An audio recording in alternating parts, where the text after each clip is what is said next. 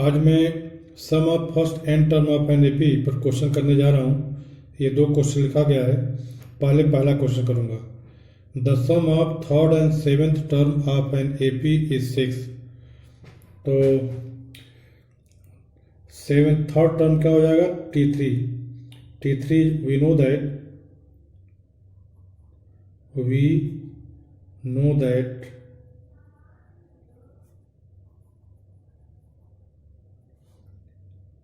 nth term an is given by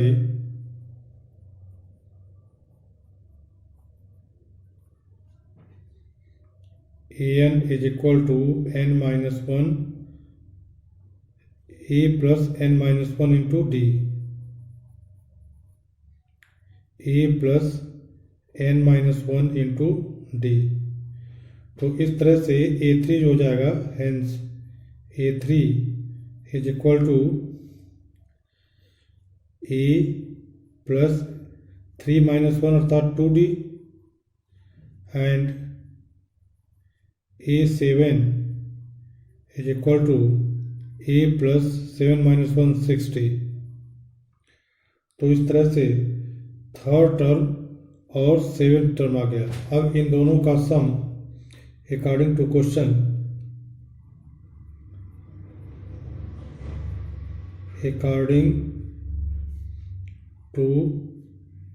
question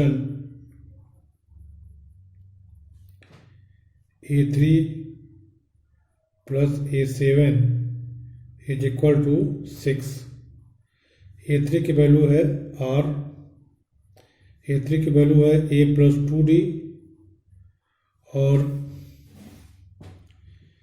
A7 की value है A plus 6D is equal to 6 और 2A plus 6 और 2 8D is equal to 6 और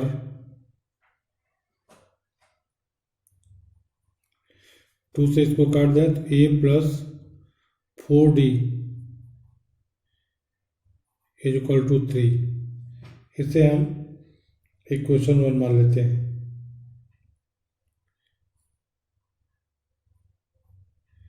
but in दोनों का multiplication भी दिया हुआ है। इन दोनों का मल्टीप्लिकेशन 8 है। A3 into A7 is equal to 8। तो इसे हम लिख सकते हैं A3 की वैल्यू A प्लस 2D है और A7 A plus 6D is equal to 8।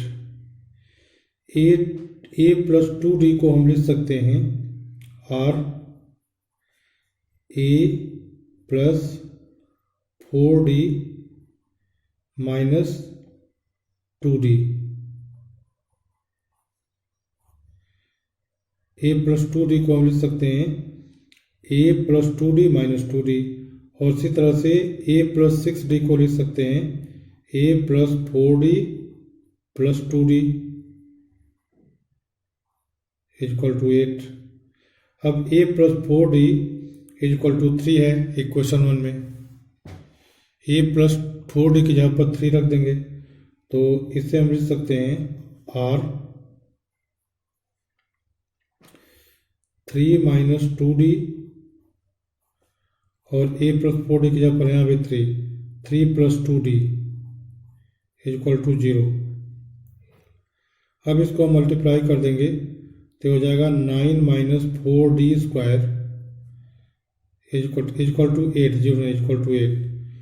9 minus 4D square is equal to 8 और 4D square is equal to 4D square is equal to 9 minus 8 is equal to 1।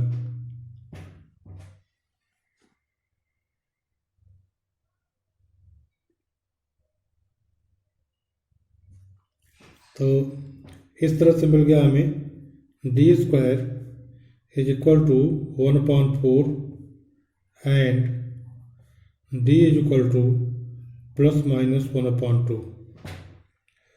So when d is equal to 1/2, then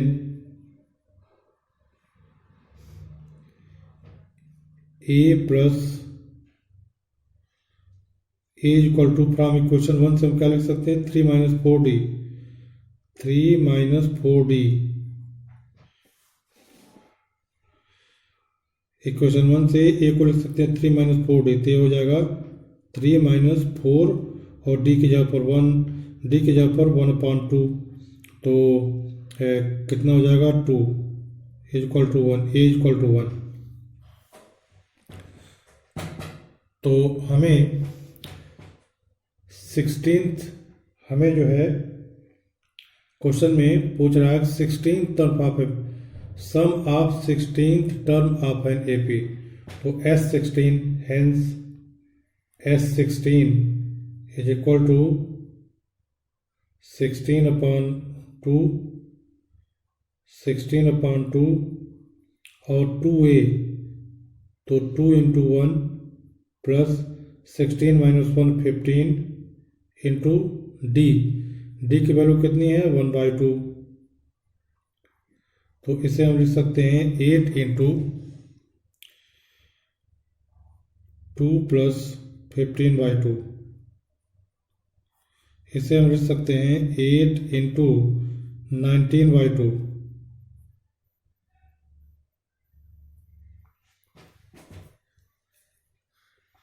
इसे हम लिख सकते हैं 4 into 19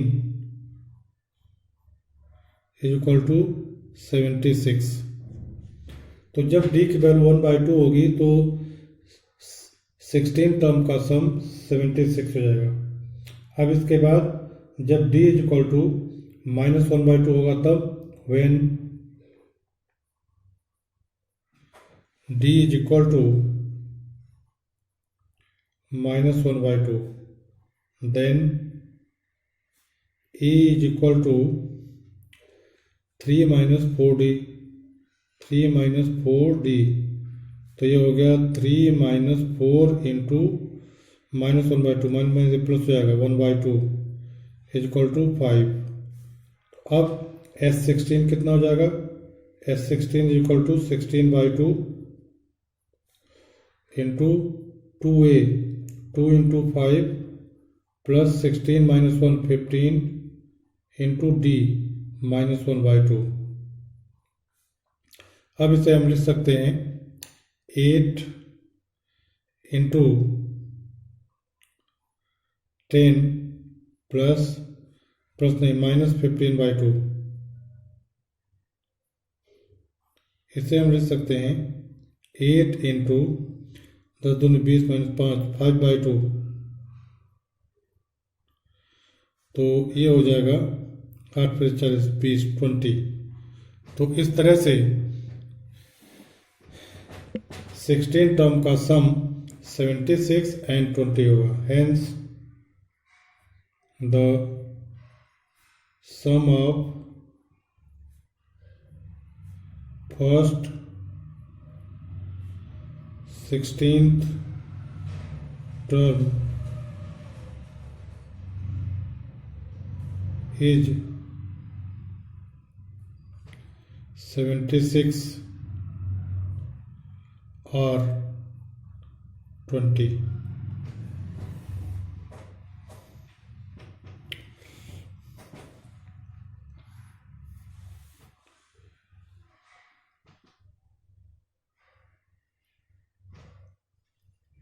अब इसके बाद हम क्वेश्चन नंबर 2 करेंगे। क्वेश्चन नंबर 2 में ये लिखा हुआ है कि ए ladder has 25 centimetre apart, A ladder has rooms 25 centimetre apart. ये फिगर बना हुआ है, तो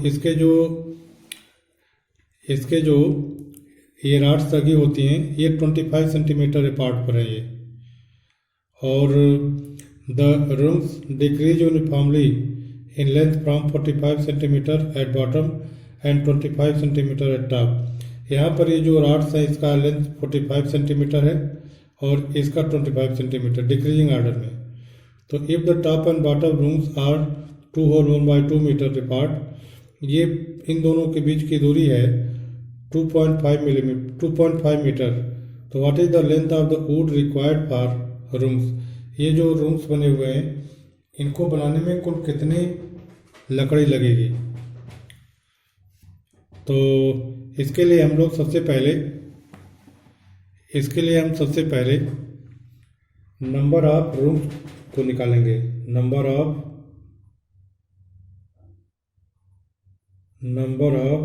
रूम्स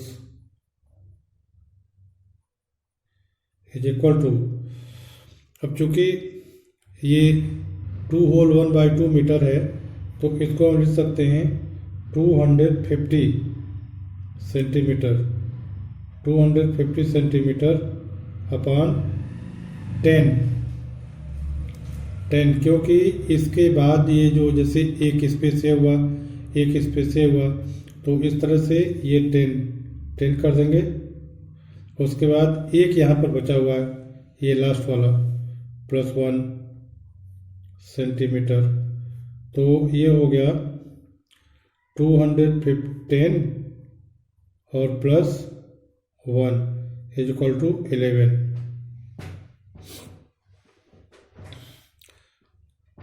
अब इसके बाद तो इस तरह से नंबर ऑफ रूम्स जो है 11 हो गए।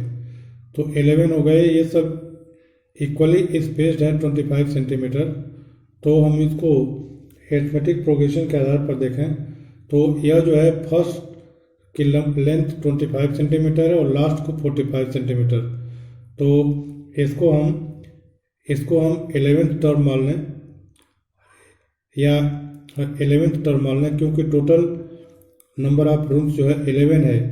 तो an is equal to a plus n-1 into D से हम d की वैल्यू निकाल लेंगे। तो a plus n-1 into D is equal to an। n की जगह पर 11 कर दें तो हमें मिल जाएगा कि a की जगह पर 25 और 11-1 कितना हो जाएगा 10 इज इक्वल टू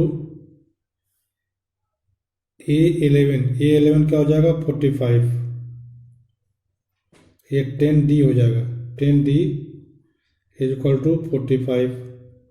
तो इसे हम लिख सकते हैं 10d is equal to 45 minus 25 is equal to 20, hence d is equal to 20/10 is equal to 2। d की वैल्यू 2 आ गई। अब हमें इन सभी 11 रूम्स जो हैं इनकी लंबाई का सम निकालना है। तो hence Sn is equal to n/2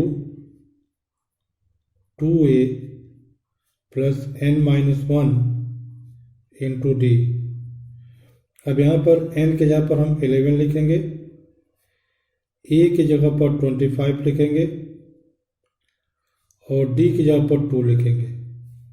hence Sn is equal to, मतलब S11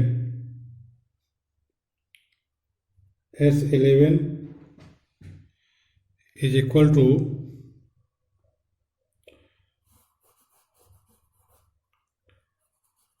hence S11 is equal to n/2 11/2 और 2 इंटू 25 प्लस 11-1 10 d की जगह पर 2।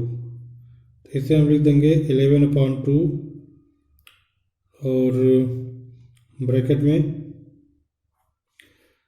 50 sorry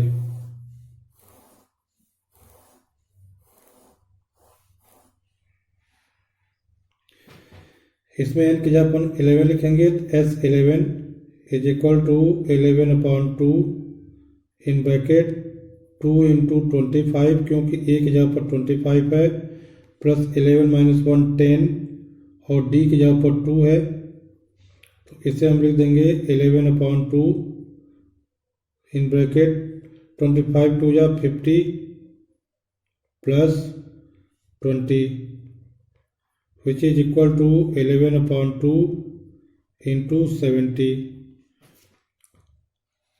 which is equal to 11 into 35 क्योंकि हम 2 से 70 काट दिए। अब इसको मल्टीप्लाई कर देंगे तो 11 5 या 55 और 11 3 या 33 और 5 38, तो 385 सेंटीमीटर आ गया। Hence the sum of the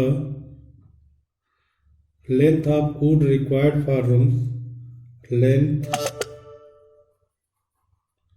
of wood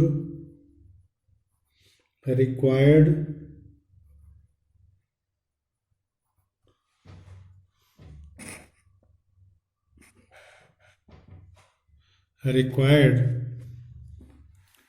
for the rooms is equal to 385 centimetre. इस तरह से दोनों क्वेश्चन मैंने कर दिया। मैं समझता हूँ कि आप सब लोग समझ गए होंगे। इसके बावजूद अगर कोई नहीं समझ पाया है, किसी को दिक्कत है, तो कमेंट बॉक्स में कमेंट कीजिएगा, मैं उसको फिर से एक्सप्लेन कर दूंगा। Thank you.